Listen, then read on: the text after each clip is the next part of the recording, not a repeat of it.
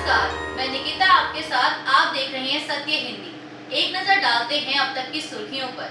कांग्रेस के मीडिया प्रभारी पवन खेड़ा ने एक प्रेस कॉन्फ्रेंस कर आरोप लगाया है कि सत्तारूढ़ दल यानी भाजपा के सांसद अनुराग ठाकुर ने फर्जी मतदाता सूची के आधार पर लड़े गए लोकसभा चुनावों की सच्चाई खुद ही साबित कर दी है।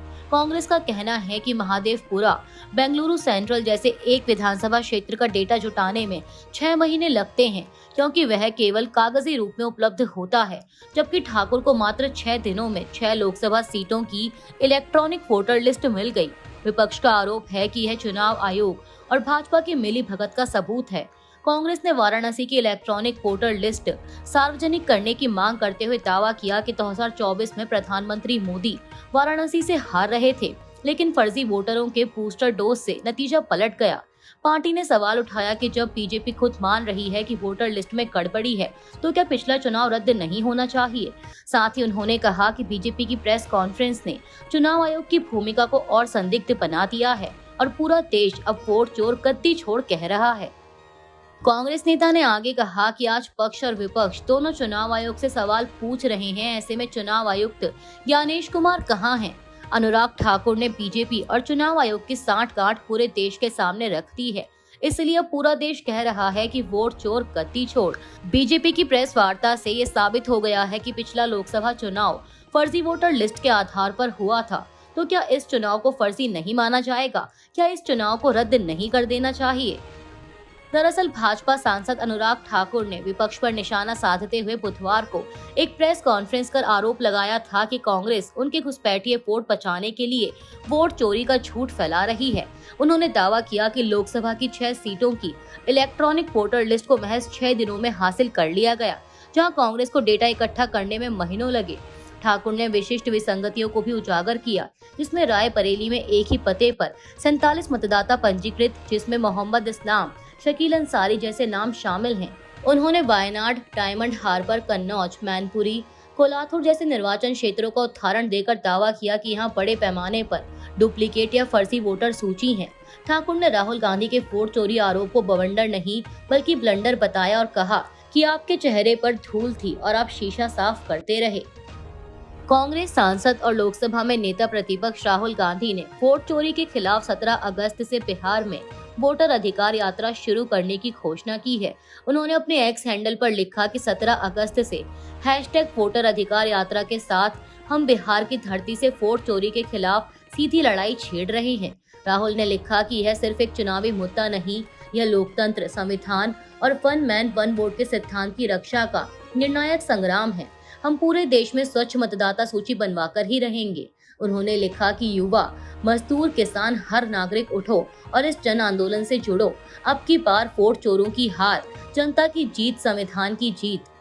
सुप्रीम कोर्ट ने जम्मू कश्मीर को राज्य का दर्जा बहाल करने की मांग वाली याचिका पर केंद्र सरकार से 8 हफ्तों में जवाब मांगा है। सीजेआई PR गवई और न्यायमूर्ति के विनोद चंद्रन की बेंच ने सुनवाई के दौरान अप्रैल में पहलगाम में हुए आतंकी हमले का उल्लेख करते हुए कहा कि ऐसी घटनाओं को नजरअंदाज नहीं किया जा सकता। केंद्र की तरफ से पेश हुए सॉलिसिटर जनरल तुषार मेहता ने याचिका का विरोध करते हुए कहा कि चुनावों के बाद राज्य का दर्जा बहाल किया जाएगा, लेकिन मौजूदा हालात में यह मुद्दा नहीं उठना चाहिए। याचिकाकर्ता साहुर अहमद भट्ट और खुर्शीद अहमद मलिक का कहना है कि राज्य का दर्जा न होना नागरिक अधिकारों को प्रभावित कर रहा है। आपको बता दें कि अगस्त 2019 में अनुच्छेद 370 हटाकर जम्मू कश्मीर को 2 केंद्र शासित प्रदेशों में बांटा गया था। सुप्रीम कोर्ट ने इस मामले की अगली सुनवाई 8 हफ्तों बाद तय की है। दिल्ली NCR से आवारा कुत्तों को हटाने के मुद्दे पर सुप्रीम कोर्ट ने गुरुवार को सभी पक्षों की दलीलें सुनने के बाद अंतरिम रोक की याचिकाओं पर फैसला सुरक्षित रख लिया। सरकार की ओर से सॉलिसिटर जनरल ने तर्क दिया कि यह गंभीर समस्या है। हर साल 305 लोगों की मौत होती है, जिनमें अधिकतर बच्चे हैं। इसलिए कुत्तों को मारा नहीं जाएगा बल्कि अलग किया जाएगा।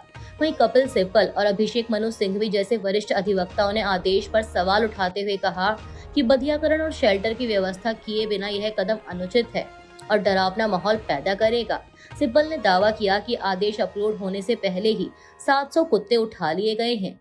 बता दें कि इससे पहले 11 अगस्त को सुप्रीम कोर्ट की 2 जजों की बेंच ने आदेश दिया था कि सभी आवारा कुत्तों को शेल्टर में रखा जाए और सड़कों पर ना छोड़ा जाए, जिसके खिलाफ अब पुनर्विचार की मांग हो रही है। भारतीय स्टेट बैंक यानी एसबीआई ने ऑनलाइन तत्काल भुगतान सेवा यानी आईएमपीएस के माध्यम से 25,000 रुपए से अधिक की राशि भेजने पर शुल्क लगाने की घोषणा की है। यह नियम 15 अगस्त से लागू होगा। बैंक की वेबसाइट के अनुसार शाखा के जरिए किए जाने वाले आईएमपीएस लेन देन के शुल्क में कोई बदलाव नहीं होगा, लेकिन 25,000 रुपए से अधिक के ऑनलाइन ट्रांसफर पर अब मामूली शुल्क वसूला जाएगा। नई दरों के तहत 25,000 रुपए से 1 लाख रुपए तक के लेन देन पर 2 रुपए, 1 लाख से 2 लाख तक 6 रुपए और 2 लाख से 5 लाख तक 10 रुपए शुल्क लगेगा। हालांकि एसबीआई के वेतन खाता धारकों को पहले की तरह इस सेवा पर कोई शुल्क नहीं देना होगा। बैंक का कहना है कि यह कदम डिजिटल लेन देन में पारदर्शिता और सुविधा बनाए रखते हुए परिचालन लागत को संतुलित करने के लिए उठाया गया है। आरएसएस के मुखपत्र ऑर्गेनाइजर ने एक संपादकीय में अमेरिका पर आरोप लगाया है कि वह स्वतंत्रता और लोकतंत्र का मसीहा बनने का दिखावा करते हुए दुनिया में आतंकवाद और तानाशाही को बढ़ावा दे रहा है। यह टिप्पणी ट्रंप प्रशासन द्वारा भारत पर 50% टैरिफ लगाने के कुछ दिन बाद आई है। संपादकीय में कहा गया कि व्यापार युद्ध, अतिरिक्त शुल्क प्रतिबंध और शासन परिवर्तन अभियान मौजूदा अमेरिकी एक ध्रुवीय व्यवस्था के पतन के संकेत हैं। इसमें संयुक्त राष्ट्र और विश्व व्यापार संगठन जैसी संस्थाओं को अप्रासंगिक बताया गया और चीन को मौजूदा व्यवस्था के लिए बड़ी चुनौती माना गया। बता दें कि ट्रंप ने 6 अगस्त को भारत द्वारा रूसी तेल खरीद पर अतिरिक्त 25% टैरिफ लगाया था। स्वदेशी जागरण मंच ने बहुध्रुवीय विश्व में किसी देश को दूसरे पर व्यापार नियम थोपने का विरोध किया और अमेज़न, वॉलमार्ट व फ्लिपकार्ट जैसी अमेरिकी कंपनियों के बहिष्कार की अपील की। संपादकीय में नव उपनिवेशवादियों पर भारत के सांस्कृतिक पुनरुत्थान को दबाने का आरोप लगाया गया और कहा गया कि भारत को आर्थिक, तकनीकी और सैन्य रूप से आत्मनिर्भर बनना होगा। इसमें पूंजीवाद और सामान्यवाद को समान रूप से औपनिवेशिक मानसिकता का वाहक बताया गया। बिहार विधानसभा चुनाव से पहले विशेष गहन पुनरीक्षण यानी एसआईआर प्रक्रिया पर जारी विवाद के बीच नेता प्रतिपक्ष तेजस्वी यादव ने वैशाली की एनडीए सांसद वीणा देवी पर दोहरे वोटर आईडी रखने का आरोप लगाया है। तेजस्वी ने एक्स पर एक पोस्ट कर दावा किया कि वीणा देवी के पास 2 अलग-अलग एपिक आईडी UTO 11134543 और GSP 1037894 हैं, जो कि 2 अलग-अलग जिलों और लोकसभा क्षेत्रों से जुड़े हैं। उनके अनुसार दोनों कार्ड में वीणा देवी की उम्र भी अलग-अलग दर्ज है। तेजस्वी ने आरोप लगाया कि एसआईआर प्रक्रिया के दौरान सांसद ने 2 अलग-अलग करना फॉर्म भरकर हस्ताक्षर किए, जिसे चुनाव आयोग ने प्रमाणित किया। उन्होंने सवाल उठाया कि यह धांधली और मिलीभगत भाजपा एनडीए को फायदा पहुंचाने के लिए तो नहीं है। इससे पहले तेजस्वी ने मुजफ्फरनगर की मेयर निर्मला देवी और उनके देवर पर भी दोहरे एपिक नंबर का आरोप लगाया था, जिसके बाद जिला चुनाव आयोग ने मेयर को नोटिस जारी किया था। इसके पहले तेजस्वी यादव उप मुख्यमंत्री विजय सिन्हा के पास भी 2 वोटर आईडी होने का आरोप लगा चुके हैं, जिस पर उप मुख्यमंत्री सिन्हा ने सफाई भी दी थी। महाराष्ट्र के जलगांव जिले के गांव में 21 साल के सुलेमान रहीम खान पठान की सांप्रदायिक मॉब लिंचिंग में मौत का मामला सामने आया है। पुलिस के अनुसार सोमवार को सुलेमान एक अलग समुदाय की 17 वर्षीय लड़की के साथ कैफे में बैठा था, तभी 8 से 10 लोगों के समूह ने उस पर हमला कर दिया, उसे जमकर पीटा। हमलावर उसे गांव ले गए और सार्वजनिक रूप से घुमाया और वहां भी लाठियों से बेरहमी से पीटा।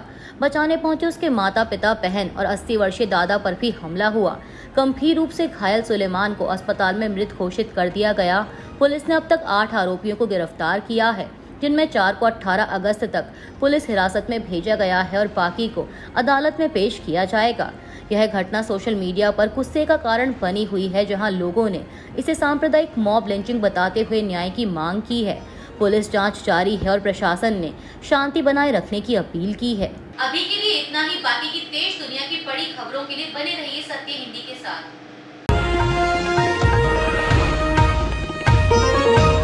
Copyright disclaimer under Section 107 of the Copyright Act 1976. Allowance is made for fair use for purposes such as criticism, comment, news reporting, scholarship, and research. Fair use is a use permitted by copyright statute that might otherwise be infringing.